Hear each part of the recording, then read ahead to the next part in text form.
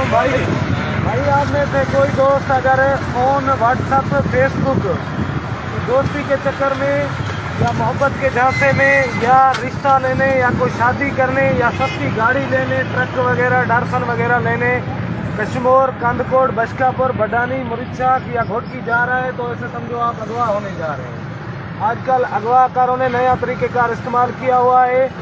लोगों को फ़ोन के चक्कर में झांसा देते हैं, सस्ती गाड़ी के चक्कर देते हैं, नौकरी का झांसा देते हैं, यहाँ पर बुलाते हैं और अगवा कर देते हैं।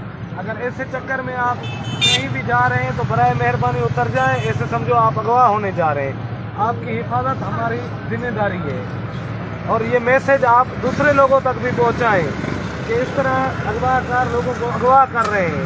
अगर फ़ोन के चक्कर में कोई भी भाई जा रहा है, कोई सस्ती गाड़ी लेने जा रहा है तो मेहरबानी करके उतर जाए।